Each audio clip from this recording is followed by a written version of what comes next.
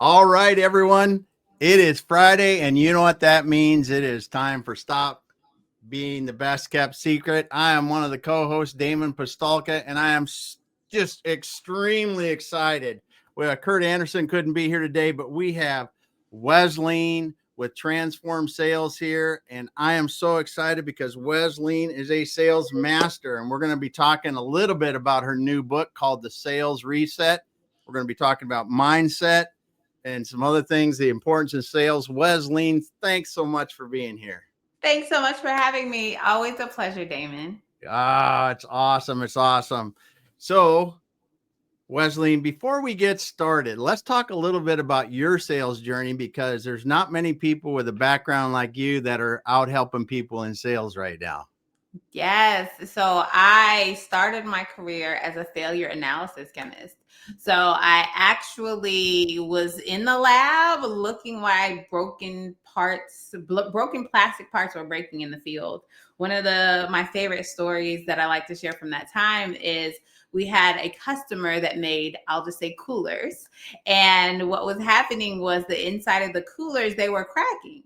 So, and they didn't understand why they were cracking sometimes, and at other times they weren't.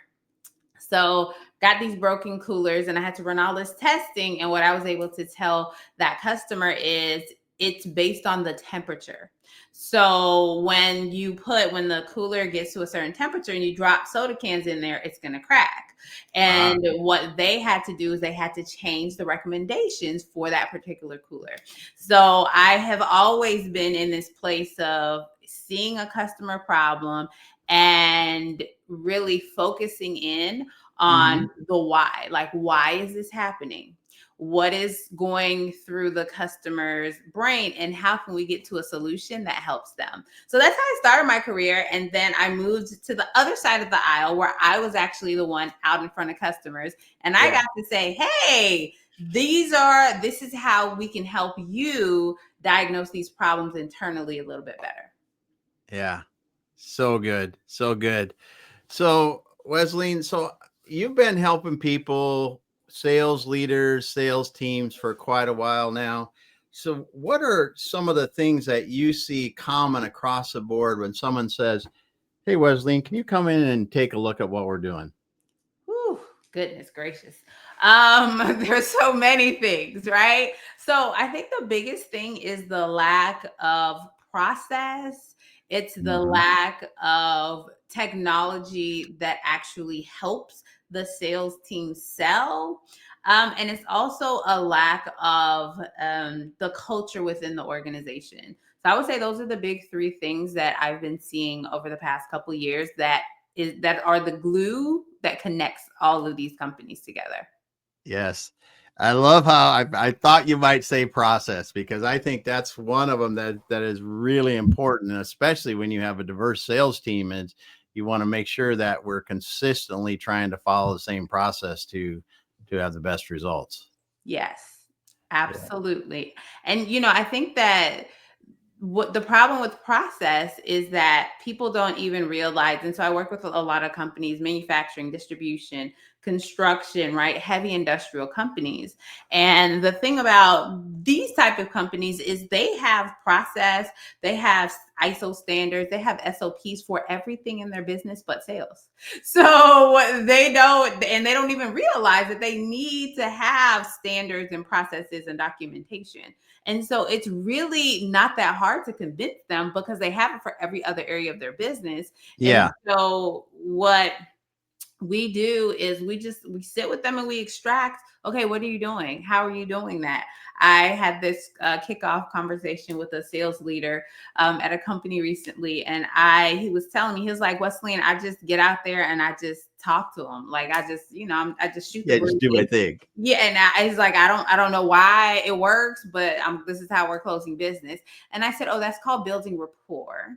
So let's break down. How do you do that? Tell me, what are the things you ask? How do you pull? How do you go here? How do you go there? Right? And then that's the framework for how we start building out process. Because if everything is in the top salesperson's brain, then a company can never scale. They can't grow because no one is actually able to follow what the top people are doing. Yeah. That's a great point. And the level of detail that you were talking about, of what do we do to build rapport? What are the kind of questions that we ask? What are the important things that we want to understand about the customers? Is is a level of detail that many people think, well, that's a salesperson knows what to do, but it we don't all think of things the same way. And I think it's really good when you get to a fairly detailed level, because then you can ensure that the critical questions are getting answered. Yes, yes, yes. Yeah. And I think that, a lot of times we don't realize that most people just don't know what to do. And they're struggling, they're not hitting their numbers, not because they're not good salespeople or not because they don't even want to, they just don't know what to do. Right. So I think that when we break that process down and we move from being so dependent on the skill of a good salesperson and Hmm. really move to, okay, so here's a process that you can follow. And what that allows us to see is, what are the gaps? What are the things that we missed? What things aren't making sense or aren't connecting or translating to the real world when they're out in front of customers? Yeah, that's a great point, especially when you're talking about industrial companies like you work with, because the sales process usually crosses multiple departments, a long sales cycle. There's a lot of things that happen during that process. Absolutely. You have to get buy-in from finance sometimes because we have these multi-million dollar projects or hundreds of $1,000s a project. So we're like, okay, can we extend terms? You're talking to operations. What are the delivery days? How can we execute for this person? Do we have the personnel in the service department that can do installation? So you are essentially the nucleus of that company to that client. And so you have to get buy-in from lots of different places. And if you aren't able to sell internally, like if you know that in order to win this job, you have to meet a 6-week delivery time, but your typical delivery time is 8 weeks, you have to be able to sell this to your internal team so they can push you ahead of the line. And if you don't have those bridges built before the deal comes in, then Yeah. it's always gonna fall apart. Yes. Yes. That's awesome. That's awesome. So you talked a little bit about technology too, and I think this is something that's just like changing so fast now that tomorrow it's different than it was today, and that. So what are some of the major things you've seen changing over the last, say 5 years in sales, and people that are really adopting good solid technology? What are some of the benefits they're seeing from that, or what are some of those technologies? So I really think I like to meet people where they are at. So I have a client right now and they have been running their $30 million business on Google Sheets. And so when we're just only using Google Sheets and QuickBooks to invoice, that's it. That's their tech Yeah. stack, really. And I'm like, the fact that you got to $30 million on Google Sheets in 12 months, we're going to be at 60 million when we give you a little bit of technology. So I think the first thing is, where am I? Because if Yeah. you're moving from a very basic rudimentary system, you don't need to go get 10 tools, right? Yeah. The only Yeah. thing that we're implementing for them right now is just the CRM. That's it.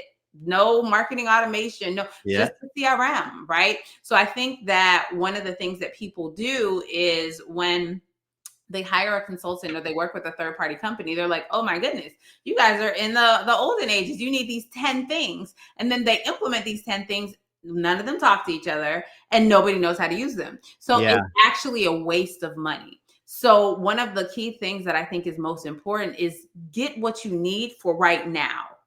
And then as you learn that system, then you add something else on.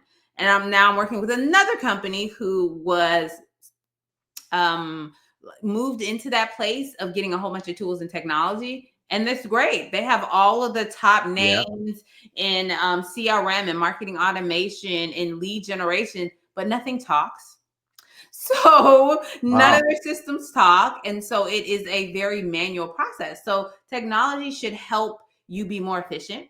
It should help Hmm. automate things. And if it's not doing those things, then you need to take a step back and say, okay, so we need a sales ops person. We need somebody who can make our systems talk, or we need to use less tools because salespeople won't use things that feel hard or clunky. Yep. Yep. Yeah. You almost have to make it happen without any action, or lower if you can lower the amount of action it takes from a salesperson, you're better off. Right. Yeah. Right. Right. Because, and let's be honest, I used to watch my wife, who was in medical sales. She was placing orders. I mean, we're talking highly paid people placing orders for products. Why is a salesperson doing that? They're not selling when they're doing that. Mhm. And that's any of these things, like with systems and technology, anytime they have to be sitting there or typing something in or doing something in a CRM or whatever system they're using, they're not selling. And I Right. think that's a pretty important thing to remember too. Absolutely. The things that prevent your salespeople from doing their job. And what I find is a lot of top tier salespeople, they're like, but this person, our inside sales isn't good, or the operations, they always mess this up or do this or do that. And I asked them, I'm like, does your manager know? Yeah, they know, because I told them 2 weeks ago this was happening. I always say, if you don't tell them every time it happens, they don't know it's an actual problem, so they can't fix the problem.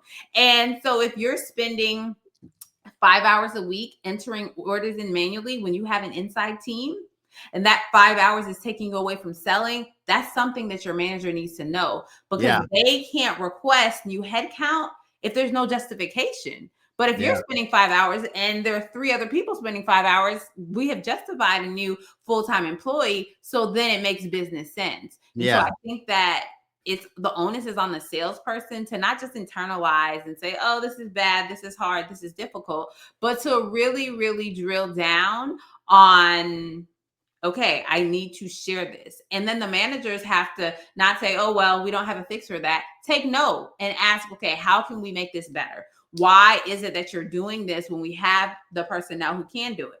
Oh, okay, they mess up 50% of the time. Let's get them trained up. So we have to really dive deep and think about that root cause analysis of where we are having the issues and moving forward. Yeah. That's great. And I love how you said, meet them where they're at and just get what we need now.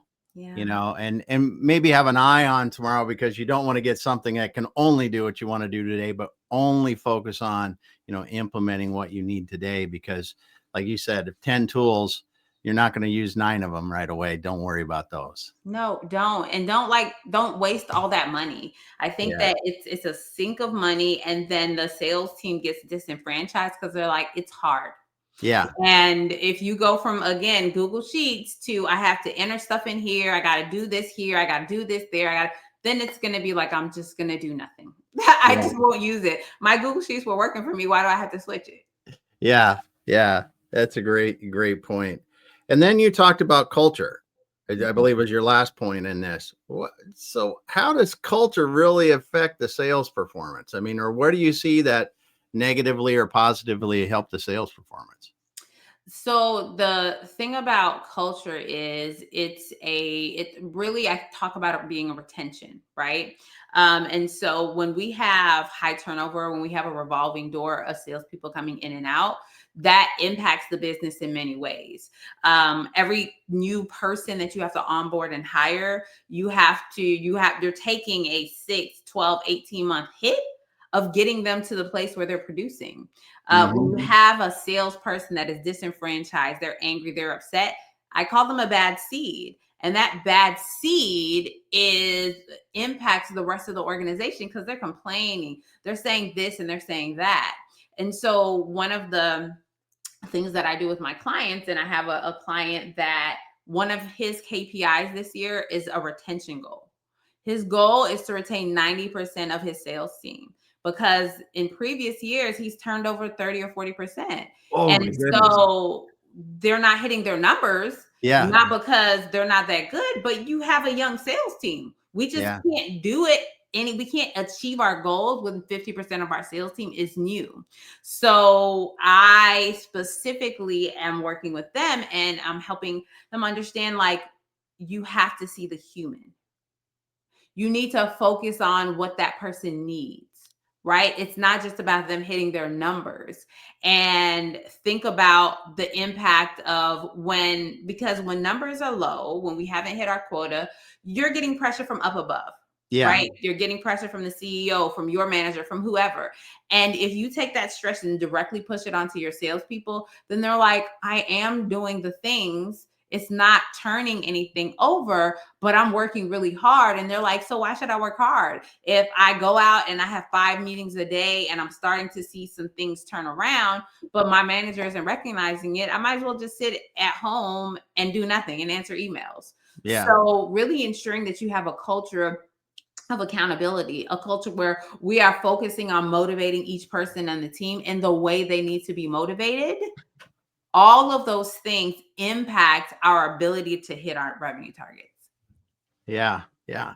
And you made me think of one thing, because I was talking with a client over the last couple of months, and the sales teams now, a lot of these people, are in the office very little.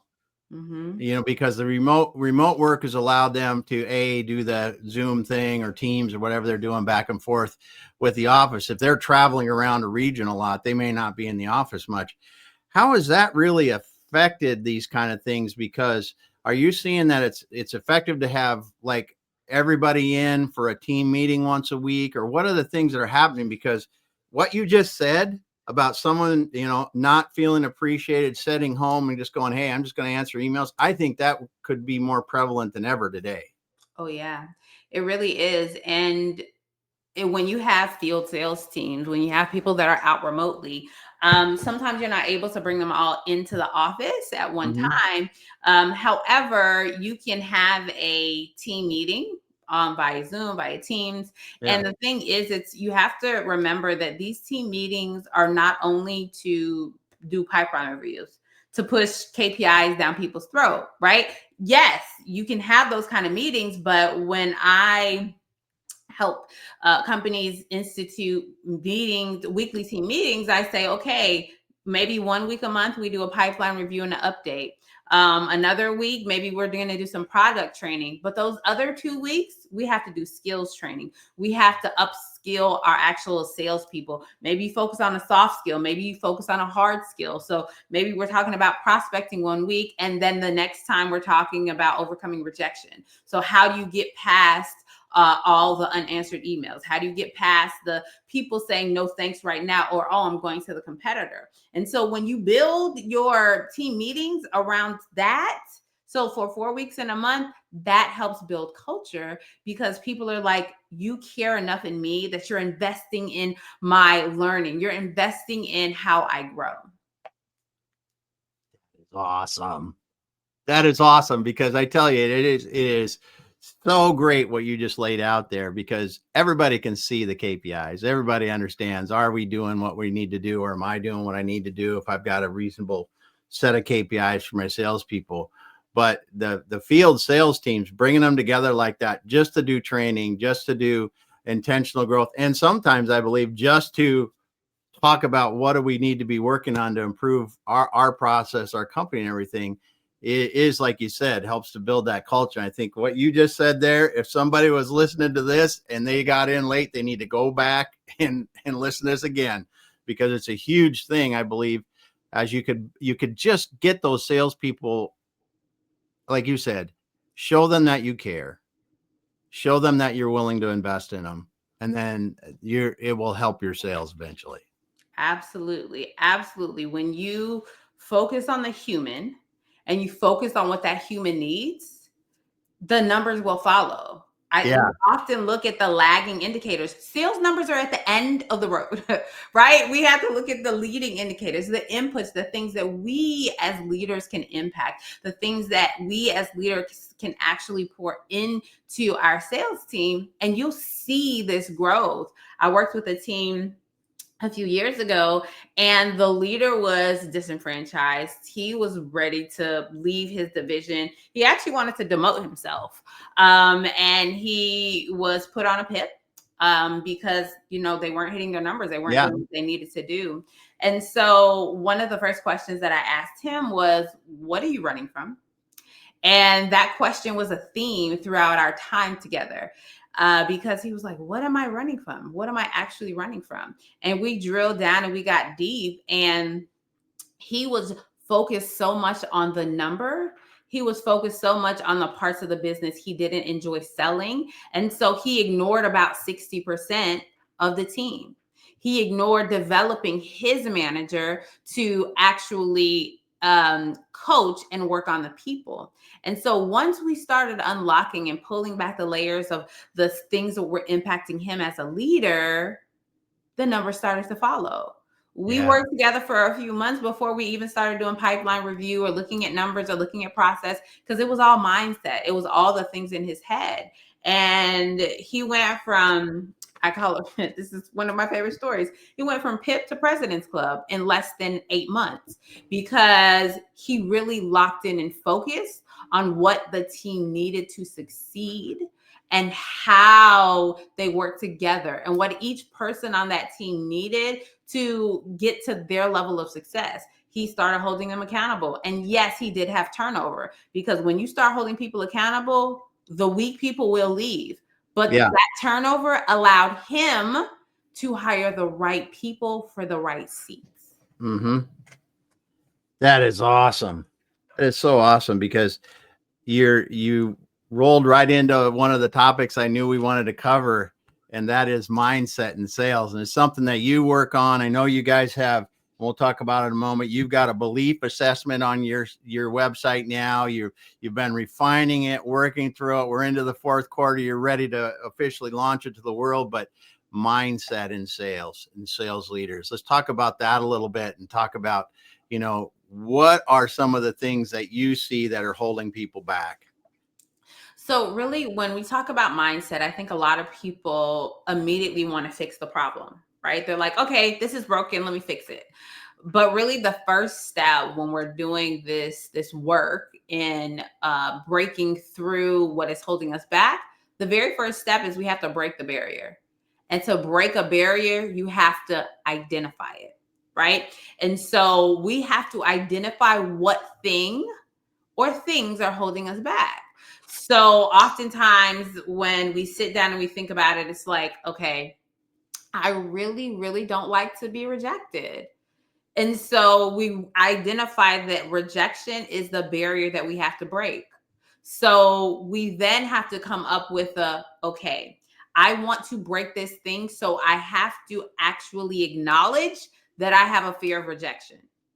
And then once we acknowledge we have a fear of rejection, we have to embrace the hard work that must be done to work through that. How do I move through my fear of rejection? How do I really embrace the growth mindset that I need to work through this thing? And so when we identify the thing that's holding us back, then we say, I am committed, I am determined to break this, then we can embrace growth. Yeah, that is great advice. And I love how you phrase it there. You have to identify what's holding us back first, and then acknowledge it, and then begin the work. Yeah. So in your work with salespeople, in your belief assessment, what are some of the key things that really can change this? I know you talked about something with this person you're working on in 8 months from PIP to President's Club. I love that. But it's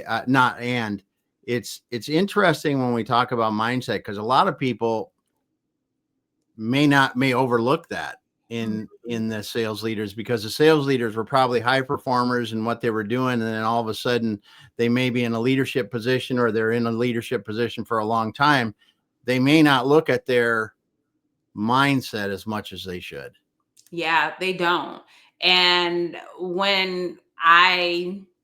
so with the belief assessment, we are really trying to figure out what's the biggest thing that you need to work on, because multitasking is a myth. Like, we cannot actually do 5 things at a time. We can't build stronger pipeline, have a great team, reduce turn. We can't do all that at one time. Yeah. So in the belief assessment, we walk through and we really figure out what is the one big thing that you need to focus on. Sometimes it's process confusion. Sometimes it's a lack of mindset. sometimes it's just the skills are lacking, right? And so we really want to focus in on the first thing to work on. And when we determine what is happening, what is that big thing that is holding people back, what we find is, okay, so here is it. This is process confusion, right? And so that means people don't actually know what they need to do. And so our challenge isn't they don't know how to prospect. It is more so they don't know the process to get them from I'm sitting at my desk twiddling my fingers to I'm actually effectively prospecting every single day. So it's our job to take them on a journey to help them understand and unlock that process. Yeah, that's awesome. That's awesome. Well, I just want to encourage anyone that have not go to your website, Transform Sales, and I got the website up here too. It is Transform Sales, just like it shows on the screen, .com, and check out the belief assessment. I hope I'm not pushing it too early because it's up there. I think people should be doing it. Yes, take it. Yes. So let's talk a little bit about what was the reason, what was the driving factor behind you writing a book, The Sales Reset? So I wrote this book because when I looked around at the sales books out there, they're all fantastic. They're all great, but most of them are not written for field salespeople. And being a field salesperson is very, very different than being someone who is in SaaS, for instance, somebody who doesn't have to do the prospecting and the closing and install, right? So if as a field salesperson, as we were talking about, sometimes you have to go out there and you're hunting and you're looking for what you need to get. You're booking the meetings. You're flying across the country, meeting with people. You're doing your own demos. Then when the PO comes in, sometimes you might even have to do the training or the installation on the back end. And then you're doing upsells. You're doing the whole thing. And so I call field sales oftentimes full cycle sales because you're doing everything. And so this book even applies to entrepreneurs who are doing all the full sales cycle and they really don't know how or what to do. So I wanted to have a manual for people who have to leave their house to go sell. Essentially, that is what a field salesperson does. And what I realized is, I can teach the skills, I can teach the tactics, but what I really have to do is help people unlearn the things that have held them back in the past and really step into the new way of thinking, the new way of doing things. So the sales reset is all, it's built on the framework that we chatted about, which is called belief selling. And so there is a framework in that book that takes you through the steps that you need to really break through those barriers, then learn the new skills, and then you are executing every single day. And the final step, F in believe, is where we know our cycle of learning is complete, which is fueling others, teaching someone else how to do what you just learned. That's awesome. And that is, it's great because your full cycle sales is a completely different thing than if you get leads handed to you and you're trying to close. If you're doing a SaaS thing, that could happen all online, but those full cycle sales where you're out there, you might be a construction company, you're selling the we're going to build this building, blah, blah, blah, or whatever we're going to do. And then, like you said, you're out there full cycle. I got to go through the beginning, I got to close it, and then we got to complete the project. And I'm out there during that too, and managing at least, the customer interface aspects of it. But it's a completely different thing than someone that's doing it the way that, and just the piece of it. So we've got a couple. Onda, thanks. He said, greetings, everyone. Sorry I missed your comment earlier. But then Michael, he asked the important question. Yeah. How do I access this book? Yes. So this book, we are putting the finishing touches on the book, and it will be available for pre-order. in the next few weeks. And so I would encourage you to follow me on LinkedIn and send me a note. And because all of the people who are interested before the book is actually released, I'm going to have a VIP offer for them. So please, Nice. please, please follow me on LinkedIn, send me a message and say, add me to the VIP list, add me to the VIP list, and you will get a personal note from me on how you can order the book and all of the goodies that come along with being a VIP. That's awesome. That's awesome. And again, your book is going to be called The Sales Reset. And we have Wesleyne Whittaker here today, Transform Sales. Thanks. Just man, Wesleyne, it is so great to be able to talk to you about this. So we're getting to we just went past the top of the hour. I want to wind down because you're really busy. What are some of the things that you're seeing that's really got you excited for sales in the upcoming year? I think the things that are getting me excited are I'm seeing a lot more companies embrace AI and technology. Yeah. And I think we're at this very magical point where when you embrace AI and you learn how to, I call it humanizing AI. It's a controversial thing to say, but helping it learn your voice, using it to make your job easier and realizing it's not replacing the humans in your company. It's not replacing what you do. It helps you move faster and stronger. And I also think during this year, it's been a very tough economic climate. There's been a lot of change coming down from our government and a lot of things that people are doing. And I really feel like in 2026, we're going to be settled out of that. So people are going to get back to doing business, right? Yeah. They'll probably do business a little bit differently, but the fear, the uncertainty in the economy, I truly feel like we're going to move past that and step into this place where people are confident that they can spend money and not have to worry about interest rates going up and down, government shutting down, Yeah. this happening or that happening. Yeah. Yeah. I agree. I love what you said about the humanizing of AI because it is, it was a while ago. I saw something where it said, don't be afraid of AI, be afraid of someone that knows how to use AI Mm-hmm. Mm-hmm. because it is such a wonderful tool if used properly by people that actually understand how to use it rather than just let AI do it and then just take what it gives you. It really has to be a tool to help you think differently and work differently. So Absolutely. awesome. Absolutely. Awesome. Absolutely. Well, Wesleyne, thanks so much for being here today. And I just thank you. Thank you. Thanks so much for having me. It's always a blast to chat with you, Damon. Yes, yes. Well, I just want to let everyone know, Anda, Michael, thank you for the comments. I want to thank everyone that's out there watching. We got a lot of people that are out there watching.